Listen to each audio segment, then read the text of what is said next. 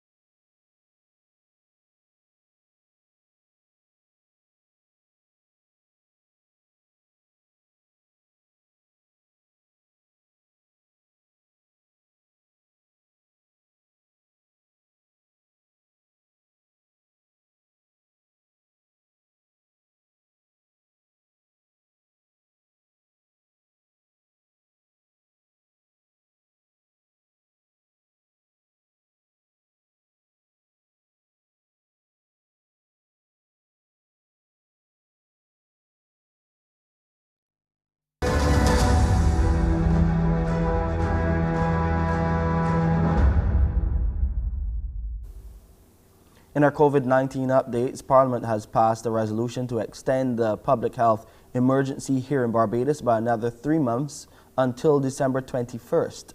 Speaking on the floor of the lower house of Parliament, Health Minister Ian Gooding-Edgell said it follows advice from the Chief Medical Officer and other medical experts.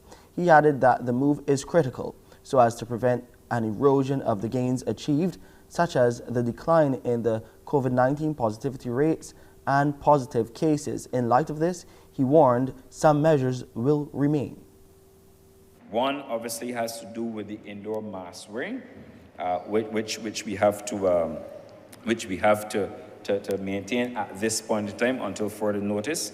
The other issue with respect to the visitation of healthcare facilities, both private and public, Mr. Speaker, as I indicated, we've had in the 70-plus-year-old group a number of elderly persons who have succumbed to obviously complications, and therefore we have to manage that because we have to care about the elderly in this society. We also have to manage the visitations to the healthcare institutions, Mr. Speaker, because oftentimes you have outbreaks in these institutions. Meanwhile, we hear that COVID-19 has claimed the life of a 65-year-old man. He succumbed to the viral illness on Tuesday. His death has brought the number of casualties from the virus to 559. Meanwhile, 46 COVID-19 cases were recorded from 343 tests conducted yesterday. 38 people are in isolation facilities, while 356 people are in home isolation. 102,025 COVID-19 cases have been recorded since February 2020. Under the National Vaccination Program for COVID-19, the total number of fully vaccinated people stands at 154,516. Health officials in Guyana, after embarking on a late-night vaccination drive 2 weeks ago, say there has been an improvement in the number of people taking the COVID-19 vaccine. Efforts continue to make the COVID-19 vaccination convenient and accessible there. The late-night vaccination exercise, where persons can take their shots after work, is only being done in Region 4, Demerara, Mahaica, but Health Minister Dr. Frank Anthony on Tuesday announced plans to move the exercise to Region 6, Upper Quarantine Berbice. We have been seeing more people coming out in the evenings to get their vaccination. So the first week we've had from the 28th of August to the 3rd of September, we've seen an increase of 1,490 doses, and in the second week we saw 1,603 doses. So there have been some amount of increase in this regard. Overall, 87% of the adult population has received the first dose COVID vaccine, while 67.5% have received the second jab.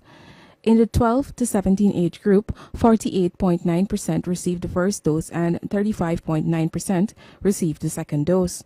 For children aged 5 to 11, 8,125 or 8% took their first dose, and of that amount, only 3,841 or 3.8% returned for the second dose. Booster doses are now at 73,375 and represent 12.5% of persons eligible for a booster shot.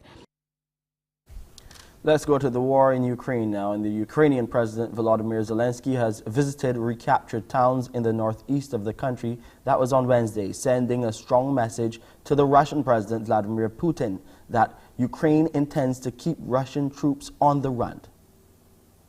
Volodymyr Zelensky met soldiers in the devastated city of Izium and held a moment of silence for the fallen fighters. Prosecutors say residents had been tortured and killed during Moscow's 6-month occupation. The truth is on our side, though, so it means that we will come. I don't know when, and nobody knows when. But we have plans, so we'll come because it's our land and it's our people. That's why we'll come. Ukraine says it recaptured thousands of square kilometres in the Kharkiv region in the past week. It's calling on the West to speed up weapons deliveries to back its advance. Ukrainian flags are flying in the cities of Izium and Kupiansk, both on railway lines that serve as supply routes for Russian troops.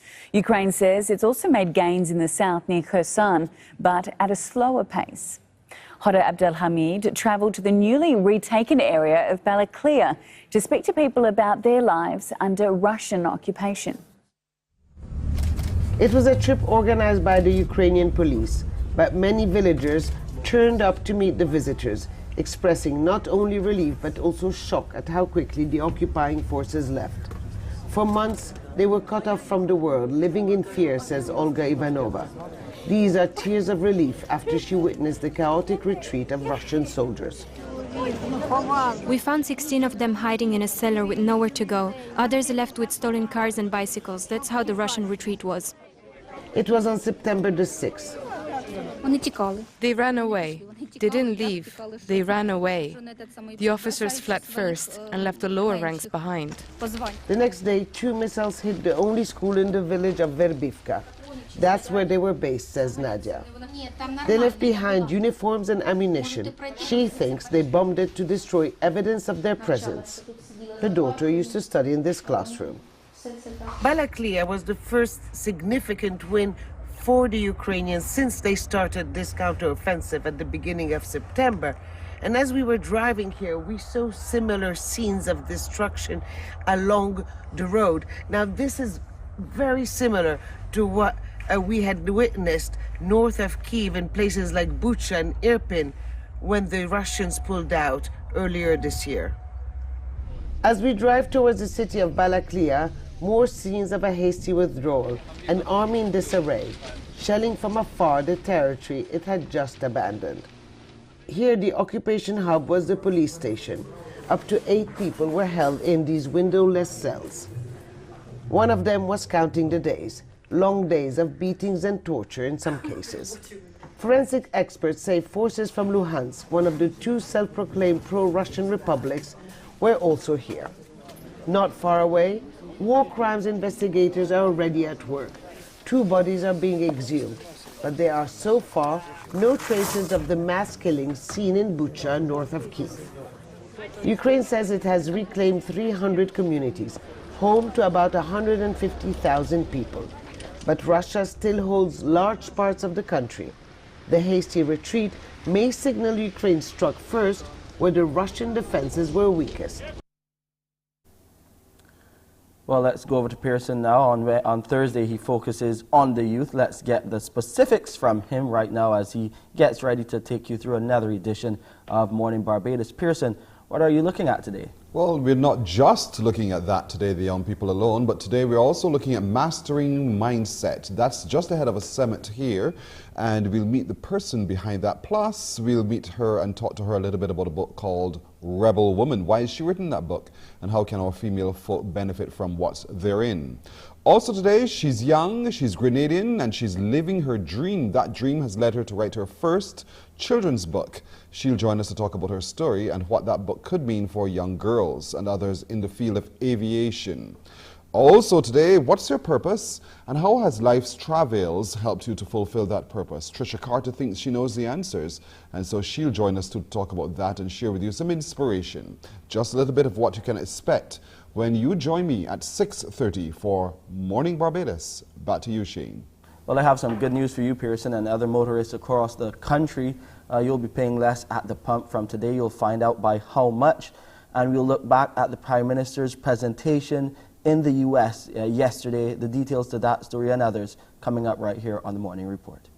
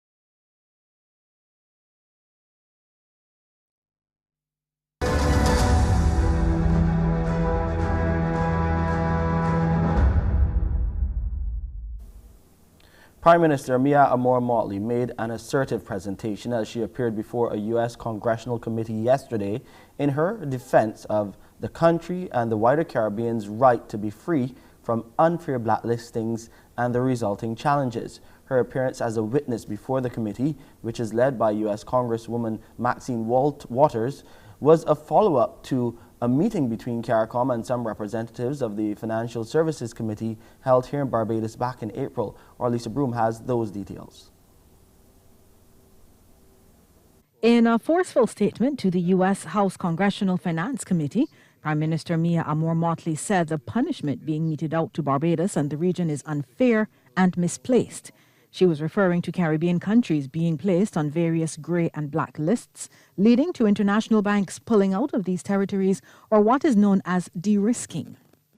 Every citizen of the world ought to have the right to be able to have a bank account if they are to walk the streets without fear of crime, if they are to have the opportunity to save, if they are to have the opportunity to do as the capitalist system tells us we should do, to leverage our savings to be able to invest in order to grow our economy and to increase our wealth.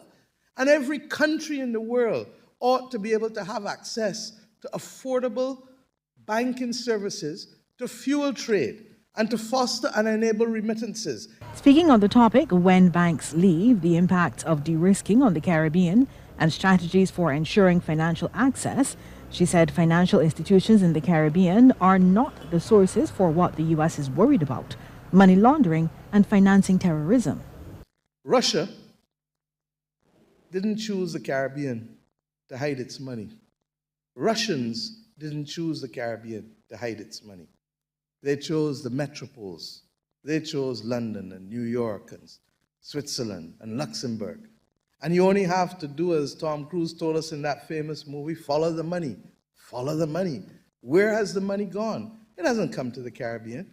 And what we have is listings from the Financial Action Task Force that are perhaps well-intentioned, but are focused on process and form, and are not focused on substantive prosecution of money laundering.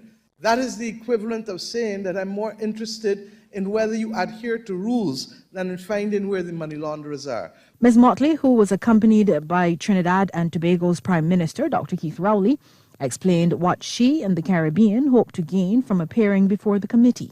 We feel that if you can pass legislation that, one, includes a right for us to respond, and two, we live in a world of real time, so that if we have improvements, then they ought to be taken in real time, rather than waiting for the next year's report in order to take account of the improvements that have been made by countries. Why? Because in that course of the year, that country can lose 5% of its economic activity, 7%, 2%, all as a result of its failure to be able to attract investment. The Prime Minister also highlighted the millions spent by the region in trying to comply with the regulations set down by financial regulators, only to have a new set of rules applied. And in response to ranking member of the committee, Patrick McHenry, Ms. Motley pointed to things like the new digital identification card, as well as source of funds declarations required by banks and other financial institutions as ways that have been used to safeguard the system. Lisa Broom, CBC News. Consumers are now paying less for gasoline and kerosene and a bit more for diesel, however. The reduction started at midnight. The retail price of gasoline is now $4.26 per litre, a decrease of 13 cents, while kerosene is $2.16 per litre, a savings of 20 cents. However, diesel will now sell at $3.94 per litre, which is an increase of 9 cents. Given the high volatility associated with refined petroleum products, government capped the retail price of gasoline and diesel at $4.48 per litre and $4.03 per litre respectively. The capping is expected to bring some level of predictability to the retail prices and shield consumers from the full increase of refined petroleum products. The start of the new school term next week will bring with it a limited relaxation of the school uniform policy. That's the word coming from the Minister of Education, Kay McConney. It's being largely driven by problems being experienced by importers of fabric to make those uniforms. I am told that several factors in the international supply chain have contributed to the delay in uniform fabrics reaching Barbados.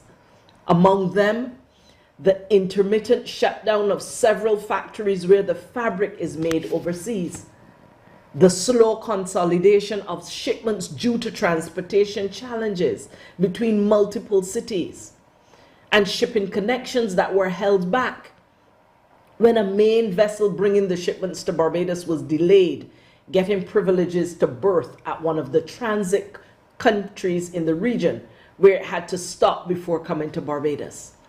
All of this is outside of the control of Barbados, of the Ministry of Education, of the schools, and of our uniform manufacturers, retailers, and dressmakers. And faced with these difficulties, the Ministry of Education is offering an ease until the end of September with prospects of a review. This means that if your child is unable to wear the full school uniform, new or reused, from the first day of school on September 19th, he or she will be allowed to dress in a manner appropriate for school in a plain colored t-shirt and a plain colored polo shirt and a jeans pants.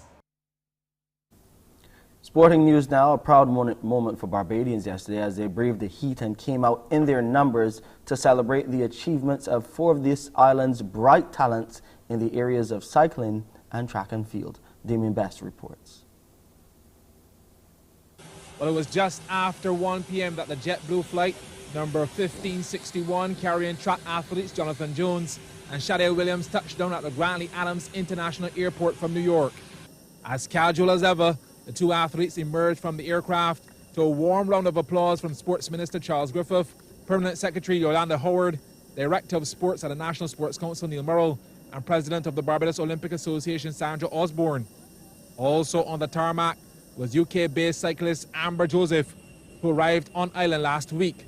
Indeed, it was a reception they deserved. The highlights: Commonwealth gold in the women's 400 meters and a World Championship bronze medal for Williams. Shane Brathwaite, who was not on hand at the time, equally as impressive silver in the men's 110-meter hurdles at the Commonwealth Games, and a hard-earned bronze for Jonathan Jones in the men's 400 meters in Birmingham as well. Kudos to Joseph, the other female star who won gold at the Pan American Elite Track Cycling Championships in Peru in the scratch race, and silver medals in the Omnium and points race. Well, on to the planned motorcade, which moved off in style from Gaia, destined for the Worldly Gymnasium. The route was adjusted along the way, and organizers opted to travel the entire length of the South Coast. Remember this afternoon, we're celebrating them. Shit, come on, wave your hand, wave your hand. Yeah, 3 top off. Making their way through the heart of Bridgetown.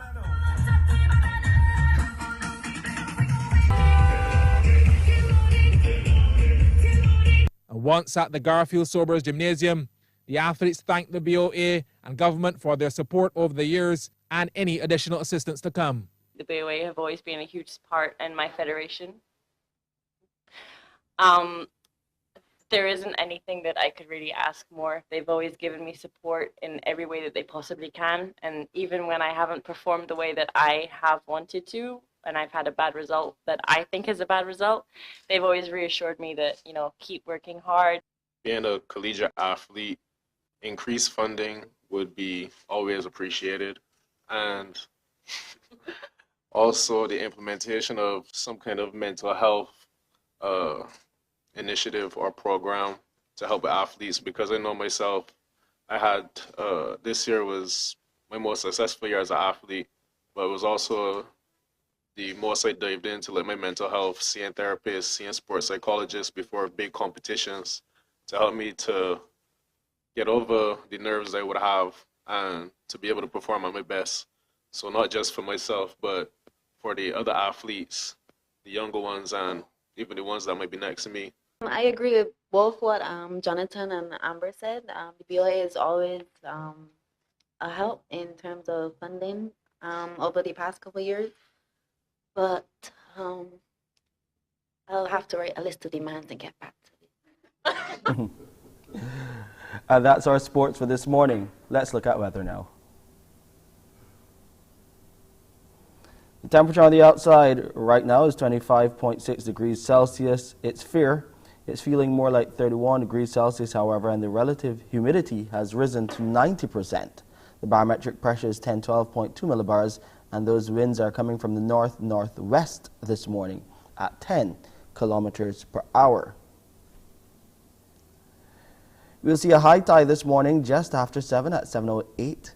Then there will be a low tide just after midday at 29 minutes after 12. The high tide, another one, will come our way later on in the evening at 7:01. The seas are moderate in open water, swells between 1.5 and 2 meters and increasing. The forecast today is for generally cloudy skies with scattered moderate to heavy showers and possibility of some isolated thunderstorms mainly during the afternoon. And tonight we'll have a mix of clear skies and clouds with a few brief scattered light showers. And here's a quick look at the international weather forecast.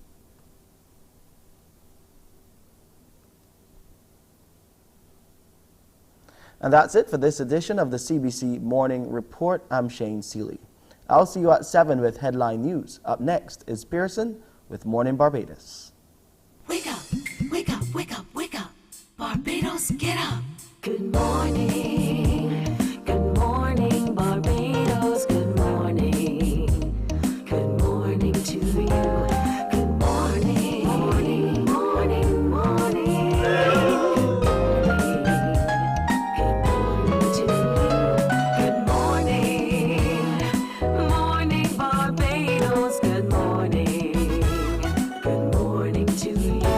Good morning, morning, Barbados, good morning. Wake up, wake up, wake up. Morning to you.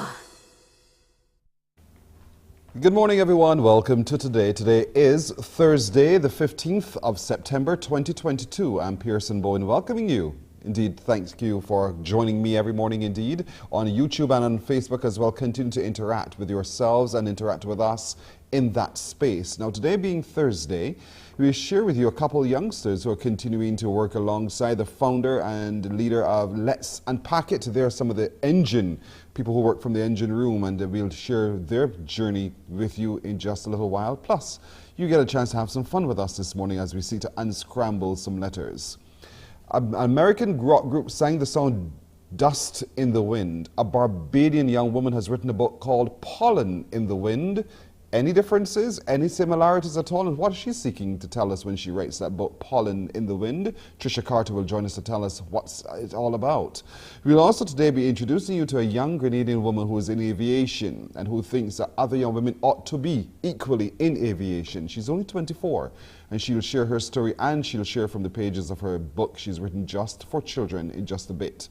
But let's get started this morning by taking a look at the whole question of the mindset mattering. And the woman behind that initiative, plus the author of the book Rebel Woman, is Michelle Margaret Marquez. She joins me now. Michelle, good morning. Hi, good morning, Pearson. How are you? I'm well, thank you for asking. How do you do? I'm great, thank you. Good, it's a pleasure good. being here. Thank you for having me. You're very welcome. Thank you for accepting the invitation. Now, mastering mindset. I know you would have had a number of summits looking at that whole question of mastering mindset. Why those summits, and why are you focusing on mastering the mindset? The summits really came about because of the difficulties that people have getting access to the help and the information that they need about mindset. Mindset is the tool that we have that changes absolutely every area of our lives. You know, it's very, very important to develop our mindsets, to become resilient, to think on a higher level and be more positive across your whole entire life. It's how we use our minds and how we not let our thoughts to get away from us, because sometimes conditions can take our minds everywhere else rather than simply focus on what's most important to develop oneself and to develop those around you. And so those summits, I suppose, bring together people in a space where you can actually begin to look at ways in which you can focus on what's most important. Yeah, this October we have 40 amazing speakers who have all built their lives from, in some cases, an orphan up to being a very successful millionaire, you know, homeless again up to being a millionaire. And these people talk very, very frankly about their journey and about the techniques that they've actually employed into their life, they've implemented, that's helped them get along, you know, their journey. And yeah, you're right in saying it's about the focus. There's so many things that happen in our life that we don't have control of, but we always have control of our mind. We always have control of how we react to certain situations. And it may sound very simple to say it, but it's a choice to stay positive in the face of things that make us very uncomfortable or things that are very upsetting for us, right? Yes, indeed. But as simple as it is to say, it is also difficult to maintain. And so this upcoming summit, which you're going to be having at the end of October, will show us, I suppose, once we interact with those experts, how we can do it, how we can actually stay the course so that we're actually able to build the muscle to be able to rely on it every time a situation occurs. And so explain to me in a very basic way how the summit unfolds. Is it one-on-one sessions? Are there speeches and we all sit and listen, take notes, and then we go away and hope to be able to repeat what we would have learned? How are those summits executed? Okay, so the free tickets for the session, because I wanted to make it accessible for absolutely everyone. There's an option to upgrade for other sessions, but during the free summit, you can see every single one of the 40 speakers' interviews. Every single one of those interviews are centered around implementation, the tools that people can actually take and implement into their own lives. It's all very well us sharing information, and information is great. It's a big part of, you know, what we do, but having to actually implement that is you know, that's where the difficulty comes. So this year we've added implementation pods, we've added Q&A sessions, we've added live elements, we have an an accountability bot, we've added a chat bot, we've added as many elements as we possibly can that will actually help people get support and be able to go on that journey to actually implementing the strategies that we talk about. Indeed. So we're looking at the website at the moment, and now you have just 42 days left, folks, to register for it. Yes. There are elements that are free, and then there are some for which there's a premium. And so once you go to the website, you get to know a whole lot more, and you can see and hear and learn from some of these experts: Naveen Jain, Stephen Coggins, there's Brian Covey, Jason Duncan, some people who have walked the walk and who now can help you be able to take that journey alongside them without even knowing it. Many times we are led astray by our own mind, but we need to get back on track to achieve our fullest potential. So that's what it's about. What's the website where people can get to know more and to register? To register, it is mindsetmasterysummits.com/come. So if everyone goes there, they can register for the wait list, and then they will get the updated information. We have some special speakers, we have some surprises happening, we have some major players in the personal development world coming on board as well. I have a very special interview with a very, very characteristic person who really tells us how that we should be starting our morning in order to become rich the way we want to be, right? And that can mean anything. Yes, yes. All right, so that's that. So we want you to go to the website and you get to know more and to register, get onto the wait list and register. But you've also written a book called Rebel Woman. Yes. That's an interesting title. Talk to me about why that title and what it means, really, Rebel Woman, once we turn the pages. The title came about because of my actual personality. I'm quite a rebel. It's a story of my own journey. You know, I come from a very difficult background, gone through a lot of struggles in my life. And the book itself talks about the struggles that I've gone through, how I overcame them, and some bits of advice of how the reader could actually overcome their own struggles. So that's what the book is all about. And on the 24th of September, I'm actually having a book signing at Accra Beach Hotel from 10 o'clock till 4 o'clock, where people can come down, meet me, listen to some of my story, and get a signed copy of the book if they wish. That's on the 24th. Now, I love one of the subtitles, Learning to Love Your Scars. And oftentimes, again, it ties in with the mindset. How do you view what you've experienced? And how now do you take that view and turn it into something positive? And so recognizing, first of all, and accepting, secondly, and then going forward from there, I suppose, is what the Rebel Woman helps from your own journey, those who turn the pages to be able to experience. So far, how has it been in terms of getting the book out there and people engaging with it? Oh, it's actually been amazing. When you put your story out, there's obviously a sense of stress that no one might not relate to the story, right?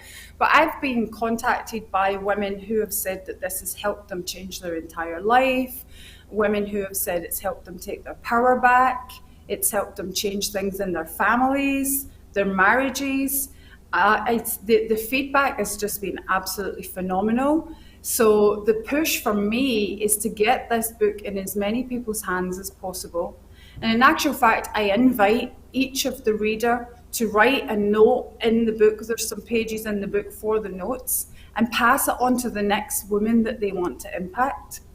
So for me, it's not about the sales of the book. It's about having as many people as possible read this, so that they know that they can really get through the things that they have to get through in their life, and they can relate to someone who has overcome a lot. And trust me, there's a lot of things in this book that I've overcome. Yeah, I've seen that you've been through child abuse, you've been through a near-death experience, you've lost your mother who was your hero, and you spent time in prison. No, I'm not able to go there. But your storied life is one that is also one of inspiration, because you've learned to love your scars, as you said in the subtitle. And so you're able now as a woman to rebel against the stigma that could have followed you for the rest of your life. And you're saying, no, I'm not conditioned by that. And so for any woman, anyone who's watching, you too can find the same strength through the experience of Michelle Marquez. And so the book is called Rebel Woman. There's a signing on the 24th of September at the Accra Beach Hotel. That's where you will be. And then thereafter, of course, we want people to really be a part of the Mind Mastery Summit at the end of October as well. So Michelle, it's good meeting you this morning. I wish you every success going forward. Thank you for exposing yourself in the way that you have through your book, but also being able to create the space where people can come to the summit to be able to share and to learn how to fulfill and become their best self. And so I want to wish you the best on your journey going forward as well. But thank you for introducing it all to us. You're welcome. You're welcome. Have a good day. Her name is Michelle Margaret Marquez. She is an award-winning influential leader and a life design consultant. And so she's designed a summit just for you, helping you to mindset mastery, which is October the 27th to the 30th. And you can go to the website mindsetmasterysummit.com to register for free, or you can get onto the list for much more. And then the book is called Rebel Woman. She is having a book signing on the 24th of September at the Accra Beach Hotel, and you're encouraged to be a part of it all. We'll take that break right here on Morning Barbados, and we're coming back with more in just a moment.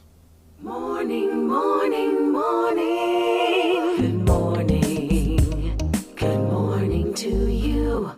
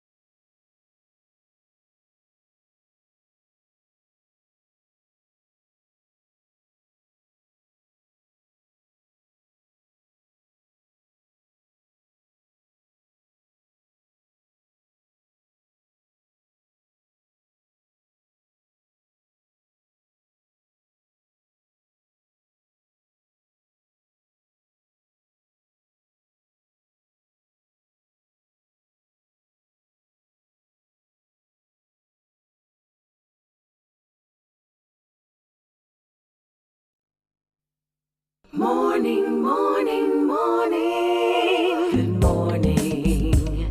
Good morning to you. 15 minutes now to go to 7 o'clock. Let's introduce you now to a young Grenadian woman who is a professional in every right, but she is also a published author. Her name is Kiana Bubb. She is an air traffic controller. Good morning to you, Kiana. Good morning, and thank you for having me. You're very welcome. Thank you for accepting our invitation. Now, your story is quite interesting because as a young girl, you saw yourself doing things that typically young girls were not into doing. Talk to me a little bit about that, and what is it that inspired you from quite young to break the mold, to do what you do? Okay, so basically at a very young age, I've been traveling quite a lot, and my brother himself, he's also an aviation enthusiast. So from all the traveling, I've been asking questions as to how planes fly and how they know where to go. And all those questions anybody would think about, but I guess I was a bit inquisitive and I just wanted to know more. So apart from seeing the flight attendants looking just all lovely on the aircraft, the pilots going in, I just wanted to know more than that and also know how the planes fly. So it's like doing air traffic control now, but still want to fly at a later date. So as time progressed, I did drive away from the aviation part at a particular time in my secondary school life. But it's like all the signs were there and it kept coming back. Like for my IT book in Form 1, I saw an air traffic control tower in the book. My physics cover page had a pilot, well, two pilots in the flight deck. And all the signs were just there telling me like, Kenan, this is actually your college, so you should probably follow that. Yes. And immediately after college, I was the age of 19. I started working at the Grenada Airports Authority at the Marshallship International Airport. And 8 months later, I did my interview, which I was successful to go conduct the course in Trinidad for air traffic control. And that was an 8-month long course. It was stressful. It was a lot of hard work. Yes. But it was, communicating with other students from the different countries and getting to know a lot more about aviation itself that made me, I was successful at the end of the course, actually. But it gave me a wider knowledge of aviation. I mean, I think I knew enough before I went in, but it broadened the spectrum, and here I am today, as I like to say, saving lives and being the best I can be at my job. That's beautiful. Fortunately for you, all the dots aligned. You were able to hop from one to the next, to the next, to the next. From a little girl who had fascination with how things worked in the aircraft, and then now to be able now to save lives, as you put it, as you direct traffic from the skies. Now, you would have grown up, no doubt, with the opportunity to have been able to have been exposed to that. But there are other young girls in your space at the time who did not have that opportunity. I'm sure when you looked around, were there distractions for you? And if so, what were some of those distractions, and how did you stay focused? Distractions. I don't recall really being distracted by anything. Probably if I have been distracted, I got back on track, but I don't recall being distracted by anything. But right now, for those listening on, there can be a lot of distractions from the person closest to you to the person furthest away from you. Other things that may seem interesting to you that can be a distraction, but can also be a plus, because I know there are pilots who have degrees in information technology, who does sewing, little hands-on crafts that some may think of it as a distraction, but it's not really a distraction. So there are the pros and cons with what we call distractions, but it's not necessarily distraction. Now, as I have you here, I have to ask, because I'm curious as to what happens up there in that little orb in which you guys sit to control traffic. How does that work? Do you have to use your eyesight for the planes, or you're using gadgets and gizmos? All right, so For me in Grenada, I use, I wouldn't say imagination, but I use math. Mm-hmm. So in school, we would do all the a squared and plus b squared equals to c, all the Pythagoras theorem that we would not even think that we would use in life. Yes. But when I got into that part of my course and I was like, oh, wait, I actually have to do this. I didn't think I would have to do this in life. So it actually played out. But for me in Grenada, we use a lot of the brain power and math. We can't really use pen and paper because air traffic is continuously moving. So everything has to be done in the brain, less than 30 seconds. Wow. Fortunately for other countries like Trinidad, Barbados and stuff, they have a radar. So they can see the targets, as you would call them, as aircraft as targets coming across into their airspace or leaving their airspace. Could be into my airspace, Trinidad airspace, St. Vincent, Martinique, St. Lucia, whichever way they are going. So for me, it's more of the brain work and the brain power. Yeah. So no, but knowing all of that, and knowing you have, as you said, 30 seconds to do your math and hope to get your math right, it can be quite scary and the pressure is on. How do you manage that while sitting there trying to navigate traffic safely to land or to take off? As you said, the pressure is on. So for us in Grenada, we're a combined unit where we do aerodrome, which is like right in front of you, the space right in front of you. You can use your eyes for aerodrome, I should see. Mostly it's within a 10 to 5 mile radius. And we also do approach control. Approach control is where you basically blind. So you're not seeing it, but you're hearing everything. That's where you do all the hard math. And then you have to separate aircraft from aircraft or track from track to avoid collision. So it's like the pilot is flying a plane, but you're the one directing them where to go. So it's like you're not really flying the plane, but you're flying the plane. Yes, I get you. But right. you know, you've taken all of these experiences that you have and have had, and you've condensed it now into a book. So talk to me about the book that you've written. What's the title of the book, by the way, and what do women in aviation get from the book you've written? Okay, so Adventures of Zola and Sage Women in Aviation. This book, I think, and I don't want to say I was distracted really, but this book came about during the COVID period. And that's where I saw a lot of women or young women, my age, a little older, they're saying they've never seen a woman fly a plane. And the questions are like, how in this age, 2020, you have never seen a woman fly a plane? So I made a joke in the first instance saying that I would write a book. But then a few days later, I was like, you know what, let me forget about it. Then I happened to see a young lady from the Bahamas who's currently a pilot express her concerns about guys questioning her being a pilot. And I think that was my last straw. Some persons could give it all 3 times, 4 times, but I was like, 2 is enough in 1 month. And I need to do something about this.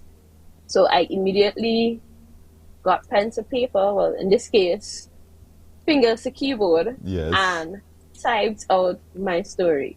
I sent it to a friend who is also an author to read it through, and she was like, this is almost perfect. There are little to no mistakes, we can go ahead. But I let it rest for a bit, and then I got back into it. That was in September. I got back into it the December of 2020. I got my illustrations done by a wonderful artist and illustrator from Caracou. Her name is Narika Alexis, as shown on the book. And by February, I wanted to have the book ready and launched on my birthday, but it did not happen in time. So on my birthday though, I got a notification saying that my proof copy was shipped. So that was almost enough for a birthday gift for me at the time. That's 2021. And a few weeks later, I got my proof copy. I went through it, and it was a lot of hard work. And just to get the book published, on Amazon because I did it self-published. Just to get it on Amazon, it took a lot of work. So everything was okay, the cover was okay, the story itself was okay. It's just the formatting that took a lot of stress on me. I woke up very early in the morning to go to work. I got an email saying your book cannot be published because of some alignment. I'm like, no, and I was going crazy. I'm like, Kiana, you have to go to work, but you also have your book to do. So later on the afternoon when I was leaving work, I was actually on a staff bus and I got the email notification saying your book has been published. At that moment, I wanted to scream, but I didn't want to alert the bus driver. And, he swerved off the road. I didn't want to do that, so I had to keep it in. But it was also a special day for me because that was, I think it was the 2-year anniversary. I completed my air traffic control course. So I also launched my book online on that specific date. Wow. See? Yeah. Everything again aligning beautifully. So is Zola and Sage, these two characters, who are they? And just bring them to life so that when we start to read the pages of the book, we can see their energy, their passion, and their curiosity. Okay, Zola and Sage, they're probably myself with my first name and my second name. Who loves planes. Yeah, who loves planes. And after school, they would go outside to look at aircraft flying over their houses nearby. And they wondered, like, if they could fly planes. So they asked questions, and through asking questions, they ended up on a tour of the airport where they saw women doing almost anything they didn't think a woman could do, like fixing an aircraft, a meteorologist, a security, air traffic controller, and the great question being a pilot. And they even went on to a trip later on with their uncle who was a pilot, and the other pilots for that flight was a woman, and through that flight they got motivated. Well, the flight and the tour of the airport, they got motivated to be one a pilot and the other an air traffic controller. Wow. So the sky literally is the limit for females. And so that's the book. The book is called Zola and Sage, The Adventures of Zola and Sage, Women in Aviation. And so it helps young girls of the Caribbean today to be able to see themselves in aviation and not see it as a male-dominated activity, but even women can do it as well. And so this book is now available, as you said, on Amazon. So anyone who wants to get a copy of it, you can go online and order it. It will be shipped to you. Or can we get it also as an ebook? Yes, that's correct. Every Amazon store, Brazil, I have had sales from Australia, I had sales from France, Germany, South Africa, every single Amazon store. You can just go on and get it for your boys as well. For the boys as well. Don't leave out the boys, although it's not directed to boys. It's for the boys as well, because they can also learn to appreciate the women in that field, because they may not know as well a woman can do that, and they don't want to be blinded when they go into the workforce. Like, oh, what is she doing here? So they would already have that appreciation and knowledge that they should expect a woman in that field.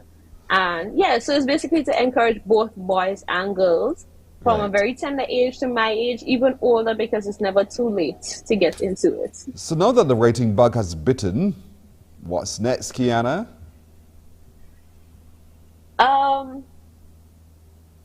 I guess we should follow Zola and Sage to see. As I said, Zola and Sage is like my first name and my second name in me. So they may give a little hint as to what to come for myself, but there would be a lot of stories with them around in the future. Right. All right. This sounds really exciting. I'm so proud of you. So pleased to have met you this morning, Kiana Bubb. She's an air traffic controller, but she's also a published author now, looking at the adventures of Zola and Sage, Women in Aviation. The book is available. It's written for girls and who want to be able to get into aviation, but boys can read it as well. So parents, all, youngsters, all, go to Amazon and make your order. You get the e-copy. Now, it's already been a bestseller for people all around the world. Let's see if we can make it a bestseller here in Barbados as well. Kiana Bob, thank you for joining us. Much success with your future endeavors. You're still young, so there's quite a bit yet for you to be able to do and for us to learn from you as well. So we wish you the very best. Thank you. Thank you so much. Thank you for having me. You're very welcome. You're very welcome indeed. We're going to take a break right here on Morning Barbados. We're coming back in just a moment. Morning, morning, morning. Good morning. Good morning to you.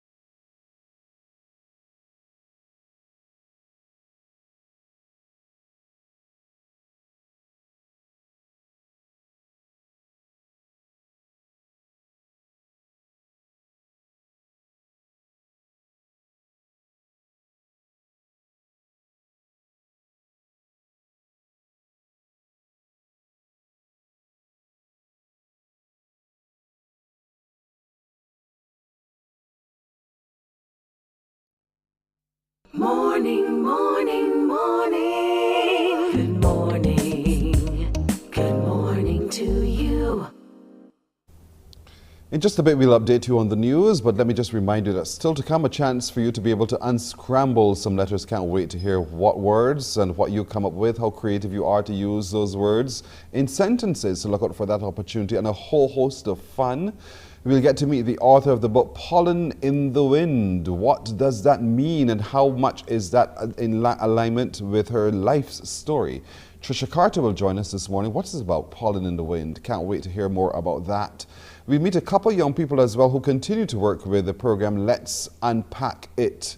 We would have introduced you to them a few weeks ago and we've continued to talk to them yesterday and today as well. We want to hear some more from them too about what Let's Unpack It is about and how they lend to its success as well, and just what it is that led them to be a part of it in the very first place as well. So look out for that opportunity as well. Want to remind you that tomorrow we're going to be out and about as we were last week, Friday. We were in St. John, and so tomorrow, Friday, we shall be in St. George.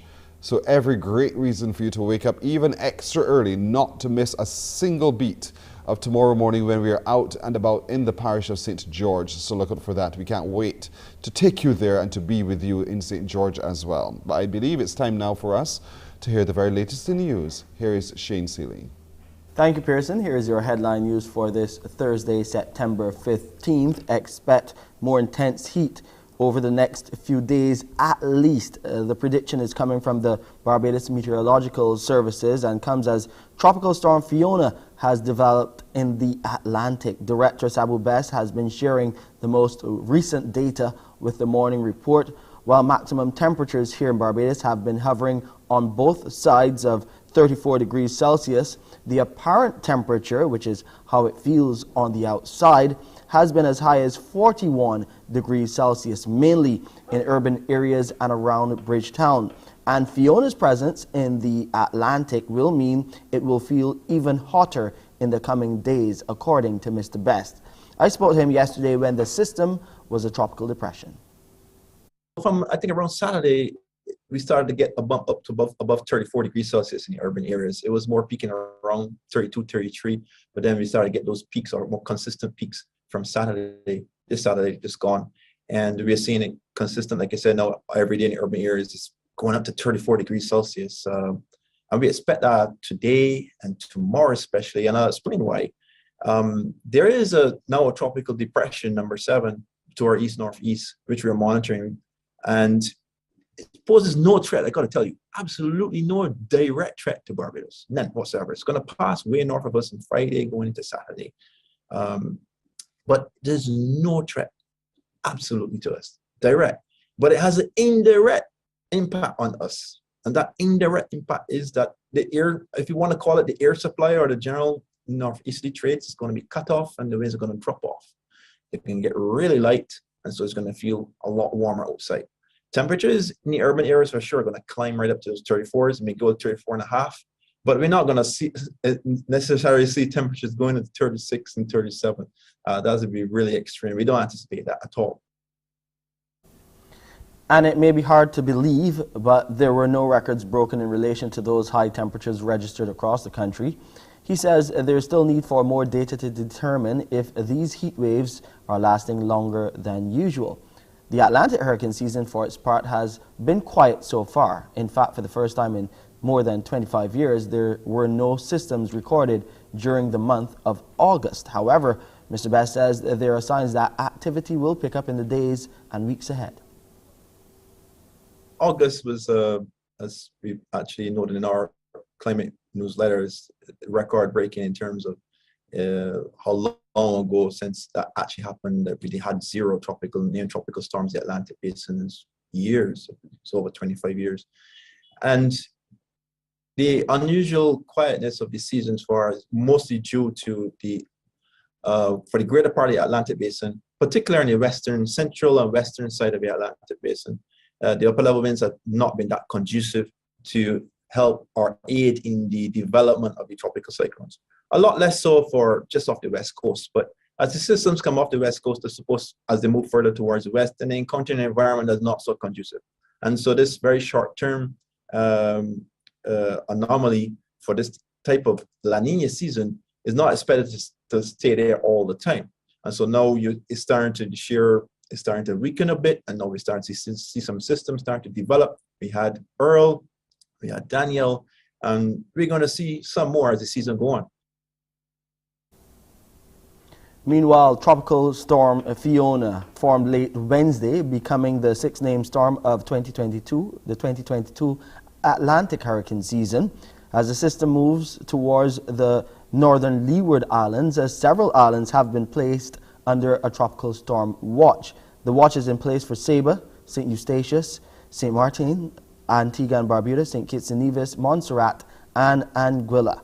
At 5 this morning, the center of Tropical Storm Fiona was located near latitude 16.6 north, longitude 53.0 west. Fiona is moving towards the west near 13 miles per hour, and this general motion is expected to continue for the next several days. On its current track, the center of Fiona is forecast to move through the Leeward Islands late Friday and move near the Virgin Islands and Puerto Rico this weekend. Consumers are now paying less for gasoline and kerosene, but a bit more for diesel. The retail price of gasoline is now $4.26 per litre, a decrease of 13 cents, while kerosene is now being retailed at $2.16 per litre, a savings of 20 cents. Diesel will now sell for $3.94 per litre, which is an increase of 9 cents. Now, given the high volatility associated with refined petroleum products, the government capped the retail prices of gasoline and diesel at $4.48 per litre and $4.03 per litre respectively. The capping is expected really to control the level and the predictability of retail prices here at home and shield consumers from the full increase of refined petroleum products. And finally, in our headline news, the start of the new school term next week will bring with it a limited relaxation of the school uniform policy. That's a word from the Minister of Education, Kay McConney. It's largely being driven by what is being experienced by importers of fabric to make the uniform. Now faced with these difficulties, the Ministry of Education is offering an ease until the end of September with prospects of a review.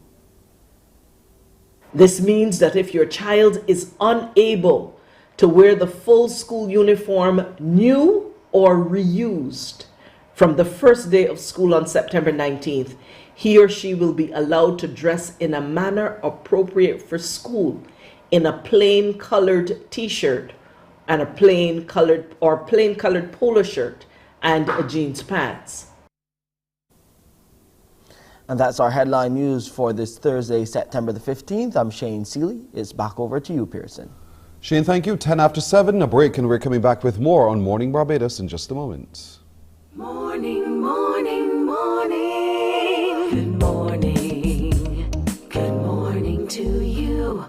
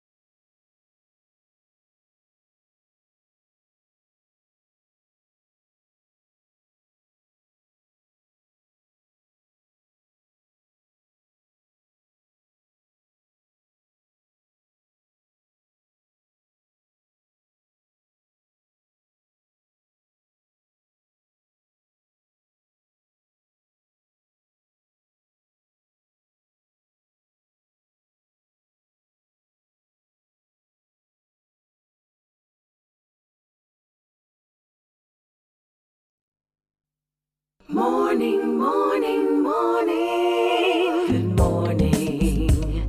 Good morning to you. 12 minutes after 7 o'clock now, one American band said we are all just dust in the wind. And Trisha Carter, our next guest, says we are pollen in the wind. Good morning to you, Trisha. Good morning, Pearson. How are you doing? I'm well today. Thank you for asking. How do you do? I'm doing good as well. Good. Now, use your imagination for just a moment. Dust in the wind, pollen in the wind. Any similarities? I guess if you think about it, it could be similar. Dust goes to different locations as well. It's just a different form. Yes. But they are similar in the same idea. When I think of pollen, I think of how critical it is to nature reviving itself as it goes, and there are many carriers of pollen. I'm asking in that context because I'm trying to understand what the book Pollen in the Wind is about. Can you explain that for us? Yes. So basically the idea of pollen in the wind, we all know about wind pollination and how pollen would move from plant to plant or flower to flower, and some things they don't always land on a flower or plant. Some things they may land on the ground or in dirt or in dust, as you have mentioned before. So basically the idea is that we are the pollen and we are being led by the wind of the Holy Spirit in basically different seasons of our lives. So that's basically the idea. We're moving like pollen in the wind from different seasons. Seasons and places, and so as we interact with different surfaces, i.e. people, we can now use or what it is that we're supposed to be to effect the change that it is that we're called to be. And I suppose that's what it's about, helping people to accentualize, to become their best selves and to live in their purpose. Yes, definitely, and to be able to use the season that they're currently in, as you said, to develop their purpose, to grow, to learn exactly why they're in that season and be able to use it to the best of their ability. Because something we may be in, like currently we're in, if you could term it a COVID season, some people might think it's a bad season, even though we have experienced loss and grief in some ways, but it can be a season that we can learn from and that we can develop from as well. How can we learn, and what can we learn, and how can we make a difference in this, what you termed the COVID season?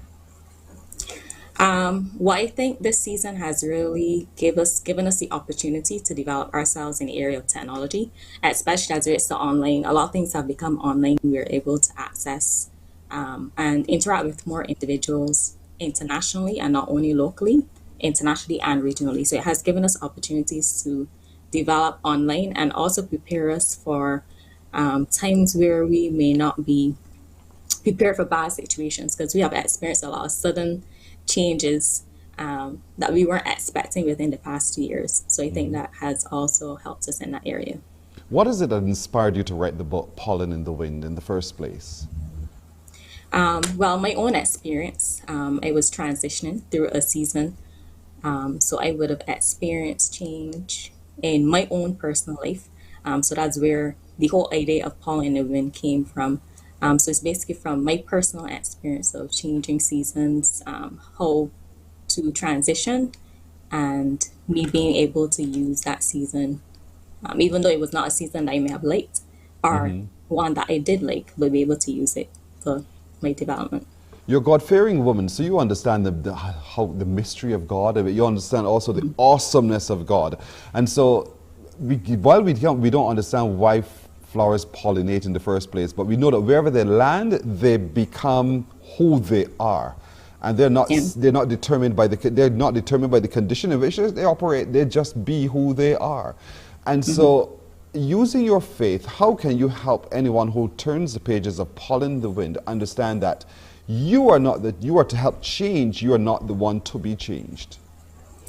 Well, in the book, I basically examine different characteristics that we can use, or methods that we can use during the season that we're in. So I've talked about basically surrendering to God, trusting Him in the process, being able to maximize the season that we are currently in, using it in a different way, asking Him how we can use it to develop ourselves, whether that's spiritually, mentally, or physically, or even in our daily activities at work, or even within our families. And just using, being reminded of the idea that the season is coming to an end at some point. It does have a beginning, but it can also end as well. And that's a good thing, that sometimes we think that the season may continue forever, basically, but sometimes it do come to an end as well. So that's what they can find in the book. But when the season comes to an end, that's not the end of it for us as well. We still have some purpose, some usefulness in another space, you know, and that's the whole thing, because we're constantly evolving and changing, but we are still constant at the same time. And I'm asking that within the context because oftentimes when people find themselves in spaces, they want to conform. But that pollen, when it's taken by, whether it's by wind or the back of a bee, anywhere at all, it does not conform. It becomes who it is. And I'm asking that simply because so oftentimes in that relationship with God, we forget whose we are and we want to become a part of the world. But God is saying, no, you have to be apart from the world. You have to be who I appointed you to be. Is that what we can get from the pages of the book Pollen in the Wind as well? Yes, definitely. Because as you were mentioning before, the whole idea of purpose and developing our own purpose and not comparing ourselves to other persons, because as you might have mentioned, that pollen, it takes on its own form and not the form of other persons, because we all have our own gifts, our own talents, our own abilities that we can use for our development and our growth. We are our own person. So we are not called to be somebody else. I'm not called to be you, Pearson, and you're not called to be me. That's right. So we're all called to be our own selves and accept who we are, our gifts and our abilities, and not try to be someone else. We're wonderfully created, and the system that we operate in has also been created. And so we need just to be able to acknowledge who we are and to acknowledge what it is that we're called to do, which is to go into places, go into spaces, and show the beauty, shine the light on all of it. And so Pollen in the Wind is a book that you've written. And where can people now today get copies of this book, Pollen in the Wind? Well, the book is available on Amazon, so you can get it either in the paperback version or Kindle. And you can also get it locally from me. So if you're interested in ordering a copy, You can always message me on Instagram at trishacarter.co, or you can also send me an email, trishalcarter.co@gmail.com. So trishalcarter.co@gmail, that's the email address, or on Instagram, trishacarter.co. All the information is right at the bottom of your screen. Take a look fast before it comes down, so you can see her contact details in the trishacarter.co@gmail.com or trishacarter.co on Instagram. That's where you can see and meet the author of the book Pollen in the Wind. And I hope that out of it, that people see their growth prospect as well. You know, when pollen lands, it's going to land, stick, and grow. It is going to grow. And so we're all called, wherever we are, to be able to grow and to beautify those around us as well and encourage them by who we become and who we are. And that's what I think the book is going to help all of us through. As these times are changing, we're in seasons. Life is a season. And so we're called now to really be a part of the beauty of that season by understanding what we are, what our purpose is. And Trisha Carter helps us to do so through the book.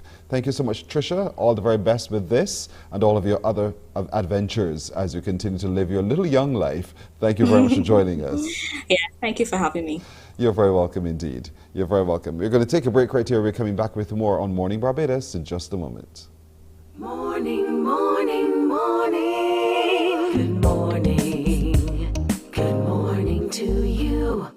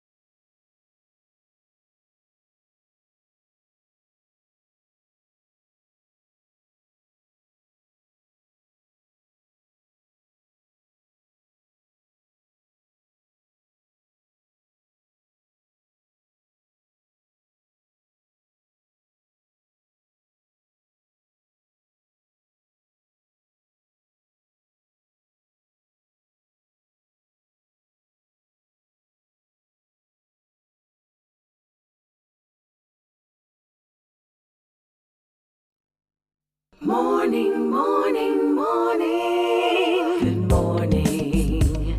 Good morning to you. 22 minutes after 7 o'clock now. We're going to meet some young people who are just being their best selves indeed and going beyond themselves to help others as well. One is Chelsea Jordan. She's a student of the University of the West Indies, but she's also the Vice President of Operations with Let's Unpack It. Good morning to you, Chelsea. Good morning, Pearson. How are you doing? I'm well. Your smile is infectious. It's good to meet you indeed. Thank you. That's all right. You volunteer. You are a part of the movement known as Let's Unpack It. What is it about that movement that caused you to want to give in the way that you do? Well, being in church, I grew up in church, still I'm in church. So we were always encouraged, to lead out in, song service, lead out in church. So growing up in that environment, I always had the passion to lead and be of service. Then going to the Adventist school and then to Harrison College, I just did the same thing. So coming to UE, it was just a normal path for me. But in Let's Unpack It, David approached me. And I'm just like, why not? Because, I've had experiences before when persons also came to me, asking me for advice, just pouring out their heart to me. So I thought, what a way to be able to help those people on a more large scale. But you're young. How do you deal with the burden of someone else's problem, someone else's challenge poured out on you? And you probably have to say to yourself, listen, I got my stuff I deal with too. So it's interesting. When I was younger, say like class 4, I always wondered this. So I spoke to my guidance counselor when I got to secondary school, and I asked her, how do you separate yourself from this? I don't know how it happened, but I eventually was able to, I'll hear a problem. But then after I spoke to that person, I was able to disassociate myself and then just carry on. So I can't even give you a formula. I don't know how I do it. It just happens. So I'm thankful to God that I can do Yes. that. But and perhaps your spirituality is what helped you as well, because here it is, you're grounded in what you're called to do as a Christian, Yeah. to be able to help others, to serve others. And so that journey no doubt makes it very easy for you. How do you balance UE with dealing with people with Let's Unpack It and simply as the president of operations? That's a lot of responsibility. My balance, I'm still learning actually. My friends always tell me, if they want me to go someplace with them, they have to schedule with me way in advance. So sometimes the balance is not the best. But what I can say, I would have had experience, obviously being in different positions, having multiple positions at a time. So the balance sometimes is getting better, getting easier, but sometimes it's still challenging. But what I try to do, select certain days, to do Let's Unpack It, but obviously schoolwork comes first. So. Yeah, I'm still working. What is it that you're studying at the university? Just out of curiosity. Yeah, so I study ecology with environmental science. You see that? And yet they're creating a space where people now to come and pour out their problems. and that is, the diversity there is so interesting, how you're able to compartmentalize your life in such a way that you're able to do all of these things, which are not necessarily all connected, but you find the connection to be able to pull it all together. But you also have a passion for traveling and swimming and collecting foreign currency. Now, that sounds so offbeat. So talk to me about that part of it, the collection of foreign currency.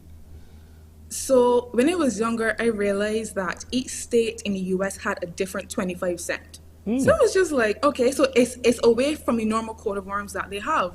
So I started collecting those. So if I went overseas and I got those back from the cashier, I wouldn't spend it. And then I realized, some of the national parks also have it. And then from that, at church, if somebody, coins just happen to be in the thing. Yes. So, some people have one from Canada. And, these places are obviously you can't cash in. So it was just like, I know I have from Korea, I have from China, Panama. Wow. I just started collecting. People hear about it, they give them to me as well. And when we change over our money in Barbados, I had to get some of the old money as well. So I also have some of that, not spending it.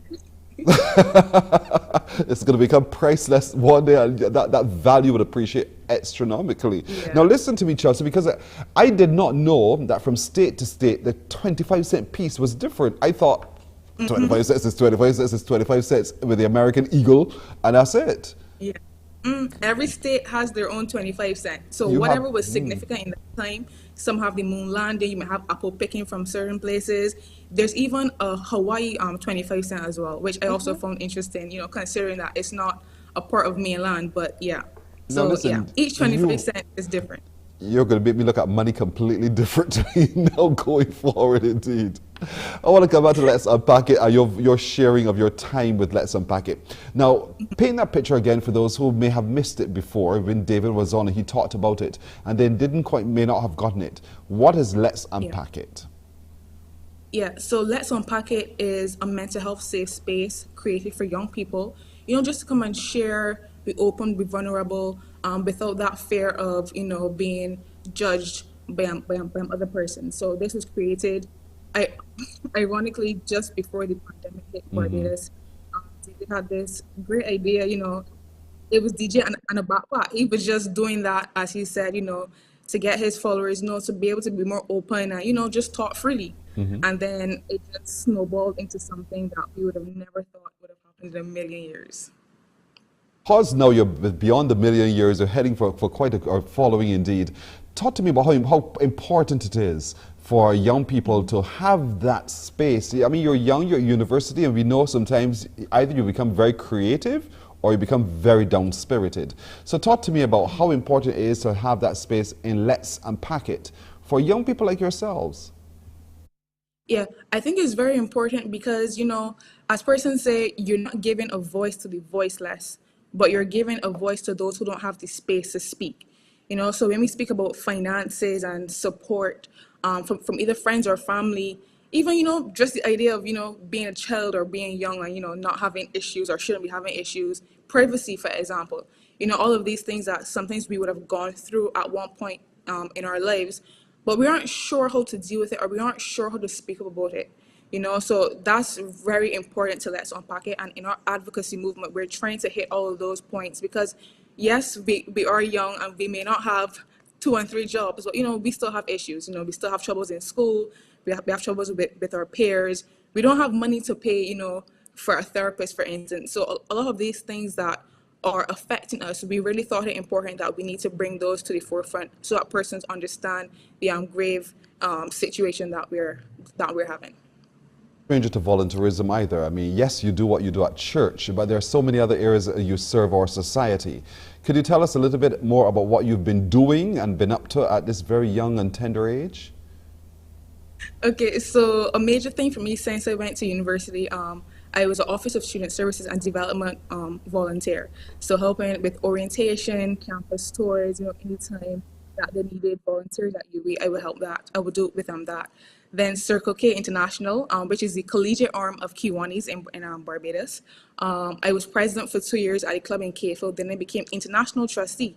You know, so that was a great experience, you know, being a liaison between clubs in North America, you know, all over the world. That was a really big thing.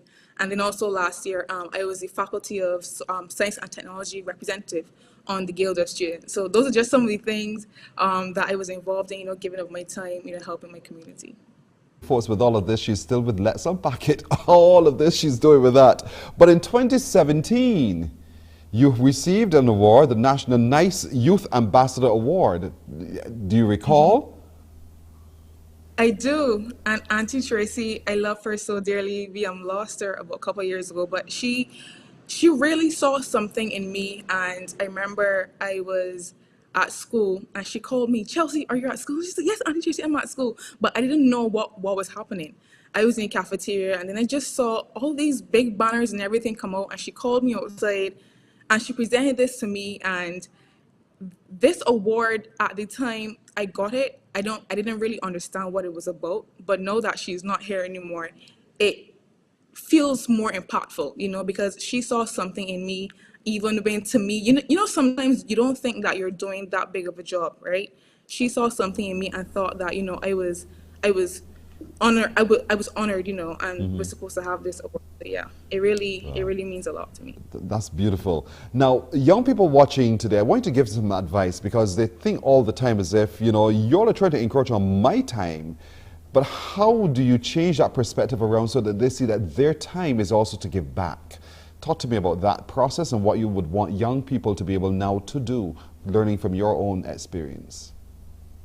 Yeah, what I will say is that I guess know that you're kind of forced to do it. Sometimes persons, you know, may kind of opt out from, you know, not doing it. But what I will say is that you are here for a purpose, yes, but you're also supposed to help your fellow, you know, brothers and sisters. You're supposed to, you know, any small thing that you can do, you know, it doesn't have to be join a huge club or a huge organization, you know, but even volunteering of your time to go to the soup kitchen at the Salvation Army, for instance. You know, there are a lot of people out there who need help and who need assistance, and it just takes one person, you know, one good morning, one smile to brighten somebody's day. So, you know, it doesn't have to be a big and elaborate thing, but just remember that there's some persons out there who are as fortunate as us, and they always need assistance in some way. And some people do it for the feeling of, you know, I felt good to have helped someone.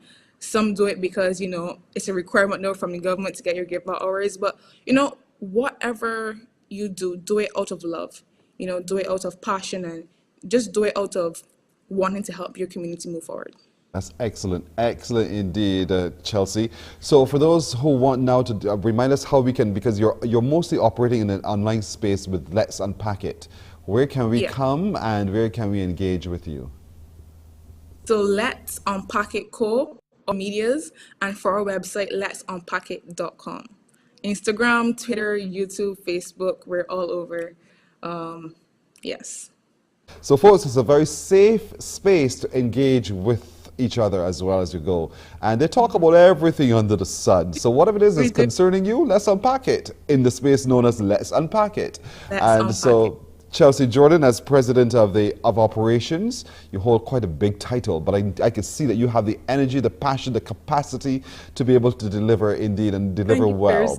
We wish you the very best. For us, you are also one of our exceptional young people on this island. We commend you.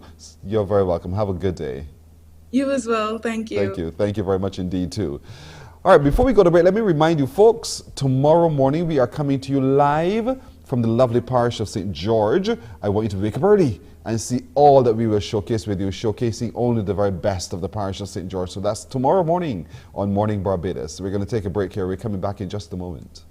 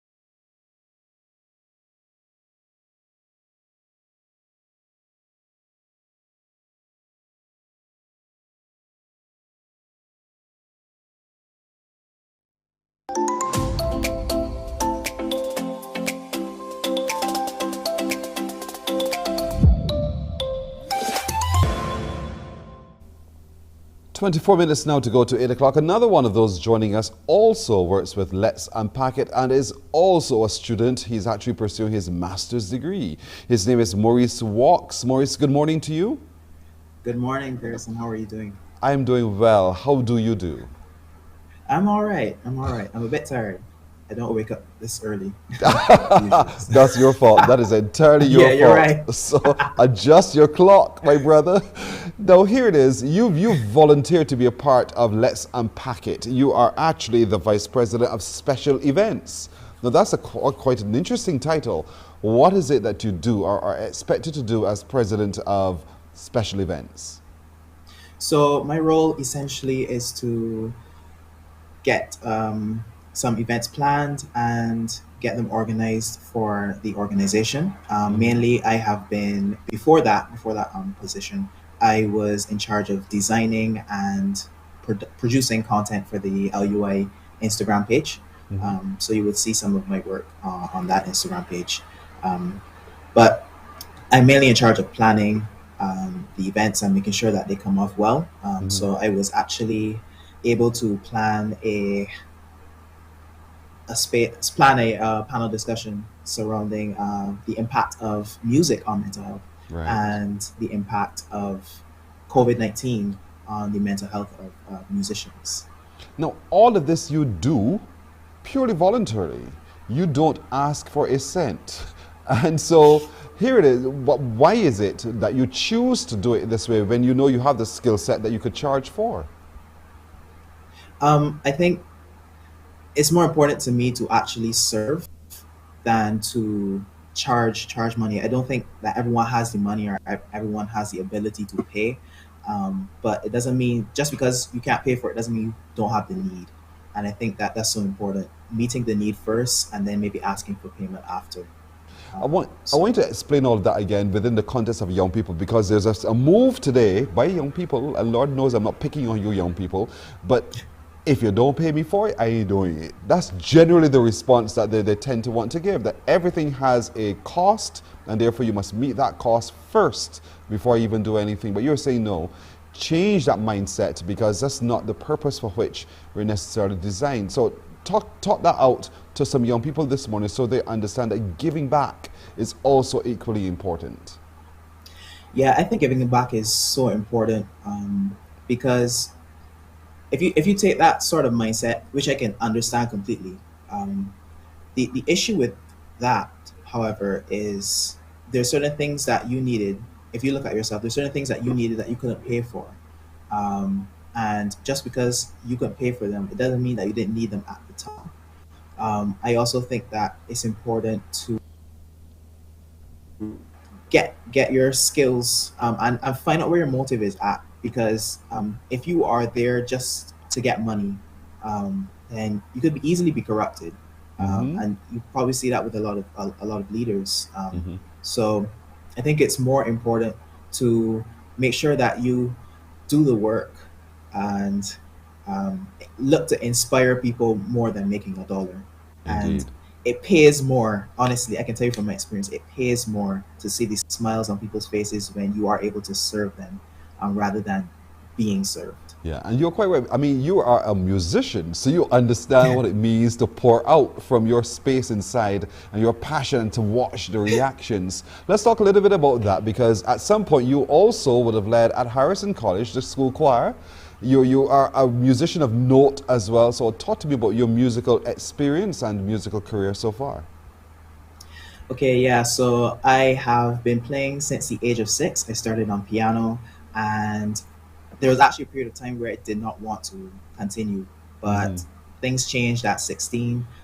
That's when I started playing more at church, and then I was able to kind of branch on from there, playing in the Harrison College School Choir, and being director for that, as you said. Amazing experience, amazing opportunity to lead a bunch of other young people who are passionate about singing and excellence. And then I was also the musical director for the Pentecostal Assemblies of the West Indies Vacation Bible School. And that was a very taxing role, but one that I enjoyed so much. I really got to meet amazing young people and inspire them as well, and be inspired. Indeed. yeah. So being able to lead from the front and being able to, there you are with your guitar. So clearly music is all you, from the piano to the guitar to the choir to so many other aspects of it as well. It really encompasses who you are, Maurice, and that's good. And I'm glad that you've been able to share that with a lot of young people, and particularly young men today, because sometimes they don't quite get what difference music can make to their general outlook and behavior, playing the drums as well. So talk to, if you can, at the moment, because you know there's some passions that are it's been explored in our society today that are not necessarily positive. Talk to me about the value of music to changing those expressions. I think music can be such a powerful tool, and it's definitely been for me. It's definitely something that has kept me grounded. It's definitely something that has kept me, kept my time, kept me occupied. But it's also something that allows me to just express my emotions when words can't do. And I'm sure that's a testament of a lot of musicians, like just playing from a space where you may feel extremely anxious about the life, about your future, and about all of these things. Just being able to be important. Indeed. And so you can express yourself in music, you can also express yourself in Let's Unpack It. And that's where that safe space is also there for, if you want to talk it out, rather than reaching for some other thing to help you resolve. Talk it out. Let's Unpack It provides that space. Are you seeing sufficient in Let's Unpack It? Are you seeing sufficient young men coming in and openly sharing and benefiting from, or is it primarily mostly females?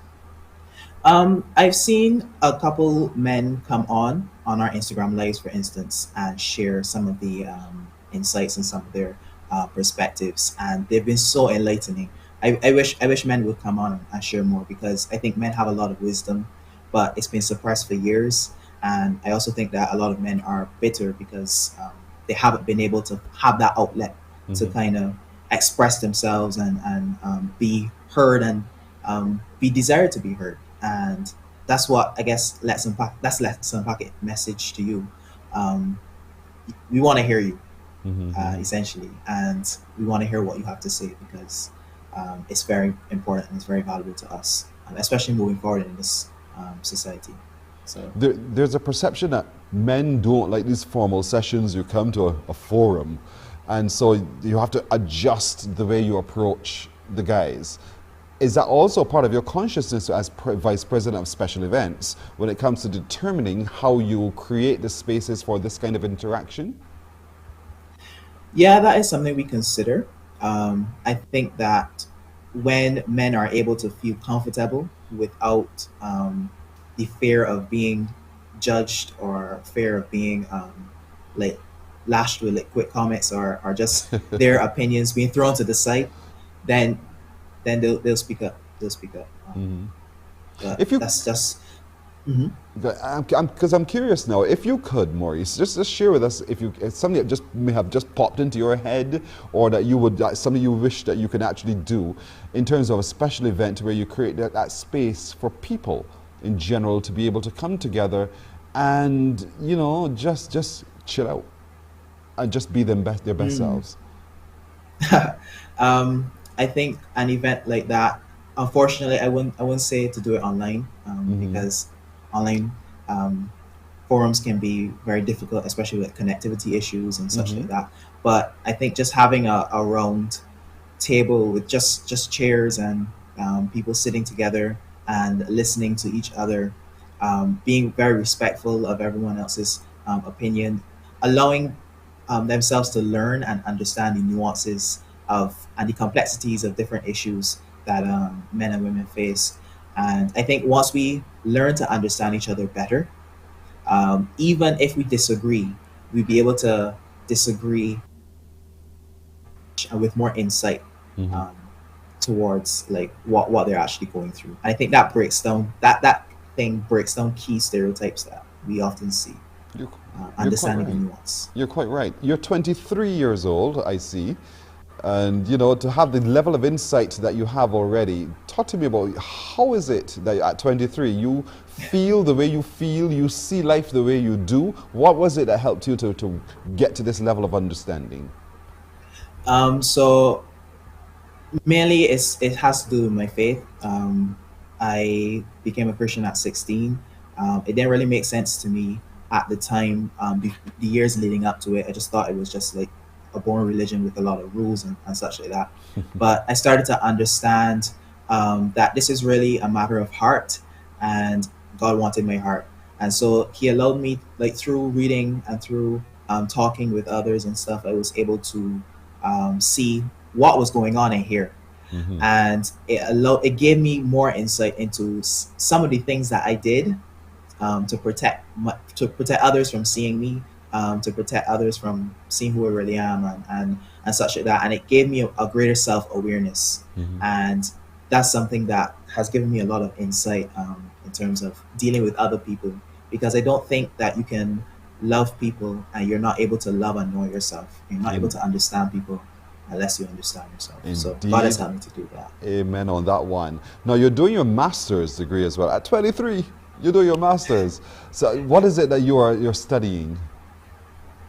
So I'm currently studying a Master's of Science in Applied Marine Science at the University of Plymouth, and it's tough. I must say it's quite tough, but I'm enjoying it. I've enjoyed meeting people from all sorts of different backgrounds, from different cultures, being immersed in the English culture and the English weather, and it's just been truly amazing.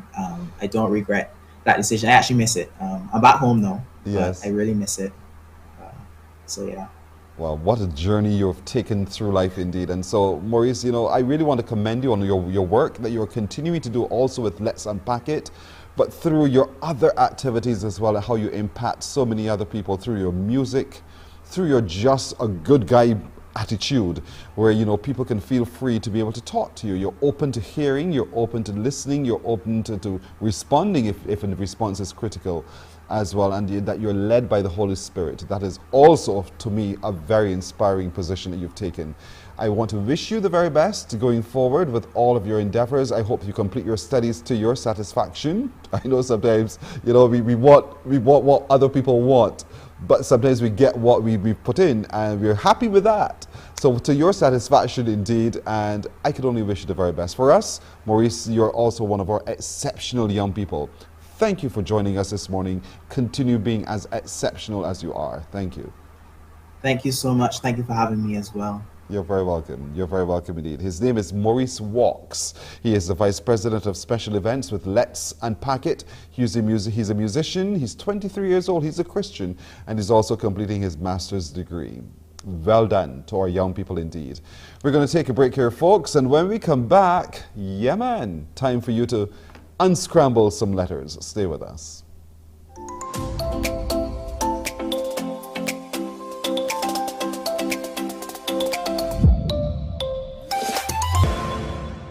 Morning, morning, morning. Good morning. Good morning to you.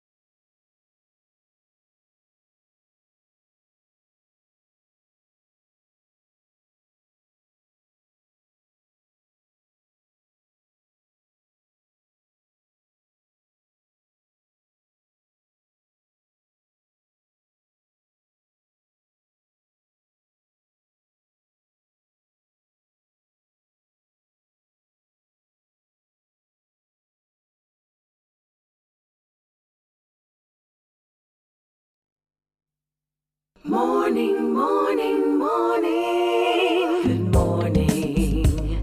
Good morning to you. Okay, people, all we have 8 minutes now to go to 8 o'clock. We have 8 minutes to have some fun. You ready for this one? Let's go. So get ready to call me now. We have some letters to unscramble, and when you do, you have to tell me what those words are. But I'm asking you to also use those words in a sentence. And I'm telling you, these words are easy, weasy, Japanesey. So look at these. Lady Nogi. Look at that word. That is not the word here. Those letters are all scrambled. I'd like you to unscramble those letters and tell me the other word that you can see on your screen. 228-5562 or 228-5563. So unscramble those letters right there and tell me the word you make, and then use that word in a sentence for moi, for me. 228-5562 or 228-5563. Call me now and let me know what it is that you see. Interesting set of letters. They make a particular word. Once you can correctly put them in order and unscramble them and figure it out. It isn't that hard. So don't sit down and try to say, cheese on bread piercing, I'll give you a hard word to start with. No, I haven't. I've actually given you quite an easy word. You have to figure it out. That's all you have to do. And then you call me. So the crickets are creaking because they want to hear from you too. So time waits for no man or woman. 228-5562 or 228-5563. Unscramble these letters and tell me the word you see. Use the word in a sentence for me, and let's see how much fun we can have today. I have quite a few waiting for you, and I'm waiting on you to tell me this first one, and let's see where we go from there. 228-5562 or 228-5563. Deborah in St. Lucie, what about you? I haven't heard in a little while, so call me too. Those of you in St. Joseph, St. John, St. George, coming around the coast, St. Philip, Christchurch, St. Michael, St. James, St. Peter, heading into St. Lucie, and on the inside, we're coming to St. George, St. Thomas as well. So I want to hear from all of you. Talk to me, tell me the word you see, and let me know what it is that you can figure out once you have unscrambled the letters. I know there's Lucy in St. Andrew, who's also very sharp. Lucy, come. Sony in St. Michael, come. All of you everywhere, the plot thickens. Indeed, tum, tum, tum. Who has the answer to this one? Who is able to unscramble these letters, put them in order, and figure out the word? This is so simple, I can't believe y'all. I really cannot believe you guys that you can't figure out this one. Does it start with a consonant or does it start with a vowel? First action. And then does it end with a consonant or does it end with a vowel? Next action. What's in between there? 228-5562 or 228-5563.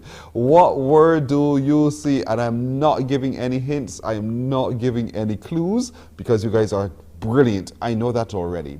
So let's go. 228-5562 or 228-5563. They're really going through everything today, aren't they? With me, that's all right. Good morning. Hello. Yeah, good afternoon, Pearson. Who? What time of day is it, Gregory? Pardon? Gregory, what time of day is it? What time of day? Yes, you said to me good afternoon, Gregory. What happened? Oh, they say good afternoon. Probably getting ahead of myself. It's too far ahead of yourself, Gregory. Well, it didn't even 8 o'clock in the morning yet. Probably got to That's get all right. dingole. That's what you get? Dingole.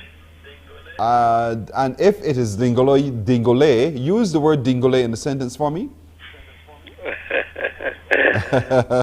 I think it'll find you word English. But I decided it's hard.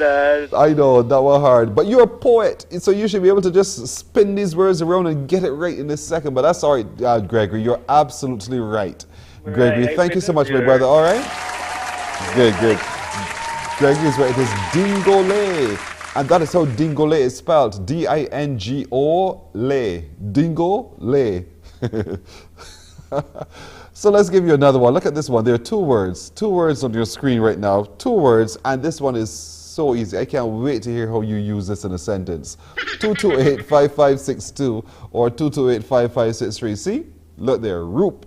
Trash. 228-5562 or 228-5563. Sort it all out. Tell me the words you make and use those words in a sentence for me. Come on, let me hear how creative you truly are. 228-5562 or 228-5563. We've already had one correct respondent from St. Michael. Let's hear where else we can get some correct respondents from, or even wrong ones, it doesn't matter. 228-5562 or 228-5563. At the end of the show, my cheeks are always hurting because they make me smile, they make me laugh, my production crew. They're really funny. 228-5562 or 63. Hi, good morning. Yes, good morning, Pearson. How are you? Man, I read. Well, I read too? Yes. I got to hear that. This is Sheridan Hart. Hey, you, Sherlyn, how are you doing, my brother? It's so good. I haven't seen you in a long time. Well, that is true. Yes, but that's your fault. I think it's two of us fault.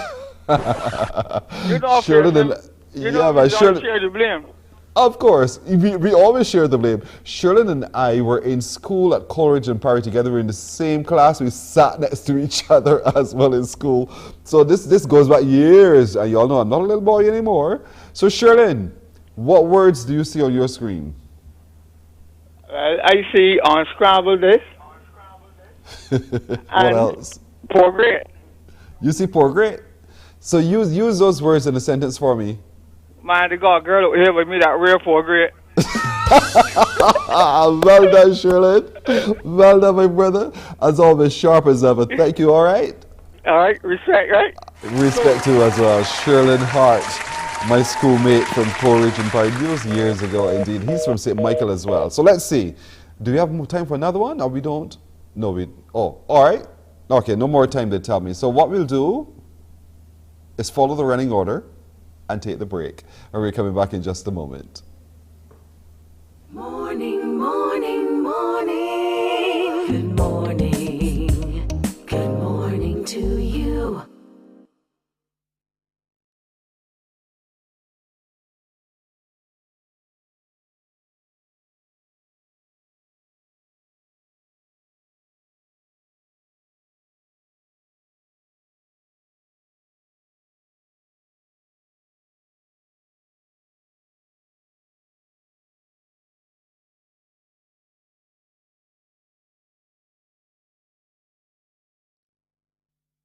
Morning, morning, morning. Good morning.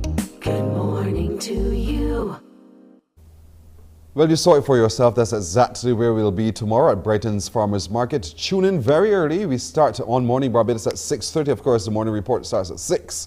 Live from the Brighton's Farmers Market tomorrow in St. George. We're coming to you. Tune in early. Don't miss a beat.